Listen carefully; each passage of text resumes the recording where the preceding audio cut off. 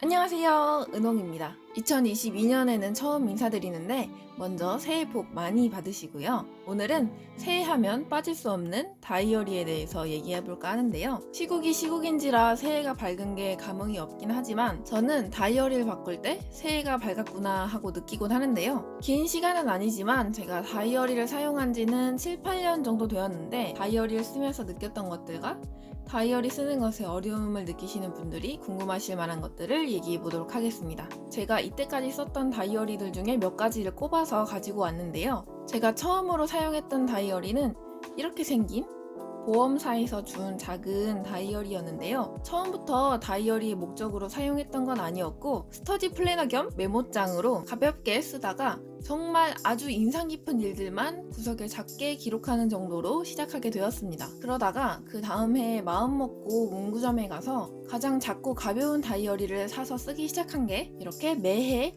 양과 빈도가 늘면서 지금은 일기장이라고 부를 만큼 양이 늘게 되었는데요. 주변 사람들에게 다이어리 쓰는 일을 추천하면 항상 듣는 말 중 하나가 매일이 똑같은 일상인데 매일 쓸 게 없다라는 건데요. 저도 그래서 곰곰이 생각을 해봤는데 제 생각은 첫 번째로 매일 같은 일상이라도 다르다는 겁니다. 큰 덩어리로 보면 매일이 같아 보이지만 자세하게 들여다보면 여러분들의 매일은 분명히 다릅니다.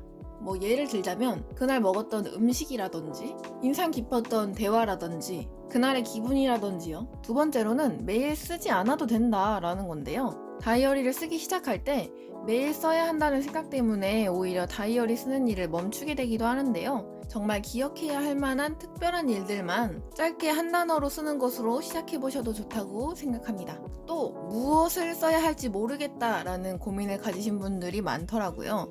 제 경우로 예를 들자면 계획보다는 하루의 일과가 끝나고 오늘 일어났던 일들을 복기하면서 쓰곤 하는데 오늘 먹었던 음식이라든지 아니면 인상 깊었던 일들 아니면 좋았던 노래의 제목이나 책 아니면 영화 등의 감상평을 한 줄로 쓰기도 합니다.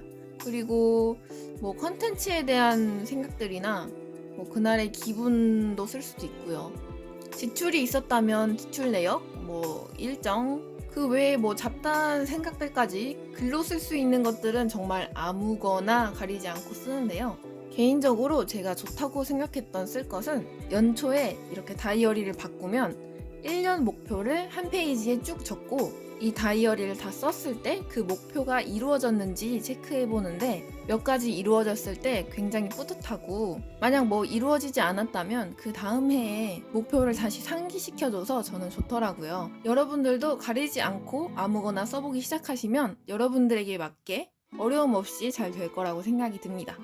그리고 다이어리 형식에 관해서 고민하시는 분들도 있으실 것 같은데 개인적으로 다이어리 형식은 정말 취향을 많이 탄다고 생각해요. 제가 이 다이어리를 사려고 연말에 문구점에 갔는데 정말 종류가 100가지 이상 되더라고요. 요즘에는 틀에서 벗어난 재밌고 다양한 다이어리도 많고 형식도 먼슬리, 위클리, 데일리, 반년형, 만년형 이런 식으로 사이즈와 용도가 매우 다르니까 직접 보시고 구매하시는 것도 좋은 방법이라고 생각이 들고요. 그래도 모르시겠다 하시면 처음에는 가볍고 크지 않은 다이어리를 사용하시는 것을 추천드리고 다음에 구매하실 때 불편했던 점을 개선한 다이어리를 찾아서 바꾸시는 것을 추천드립니다. 또 제가 써본 적은 없지만 핸드폰으로 쓰는 다이어리나 일기 같은 것도 있더라고요. 이런 것도 접근성이 되게 좋으니까 여러분들께 맞는 형식을 찾으셔서 쓰시는 것도 좋을 것 같다고 생각이 들고 그리고 또 다이어리 하면 빠질 수 없는 게 다이어리 꾸미기라고 생각이 드는데요. 제가 아는 분야는 아니지만 좋은 취미 중에 하나라고 생각이 드는데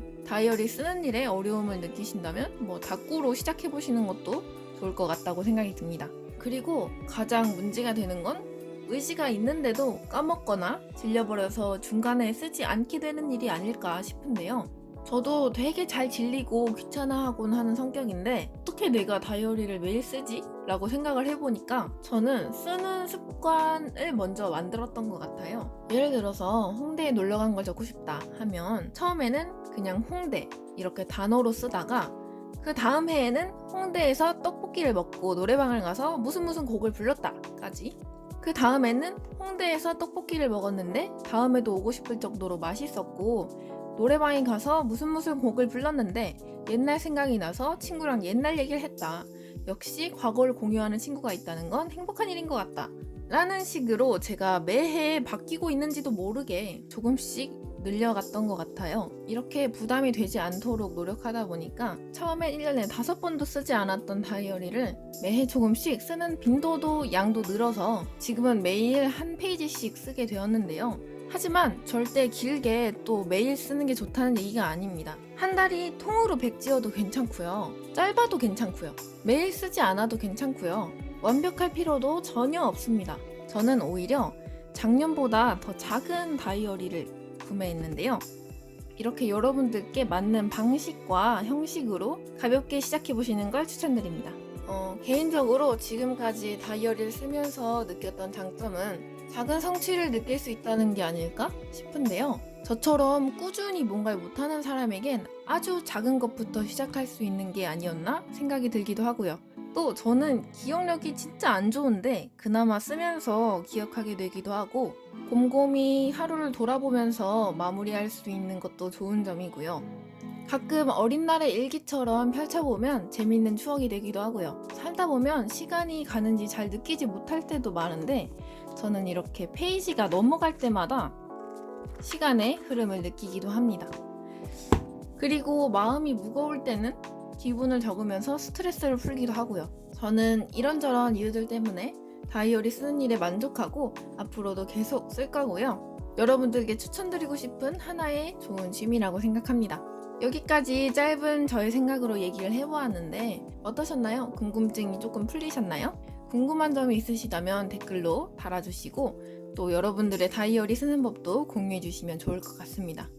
그럼 다음 영상에서 만나요. 안녕!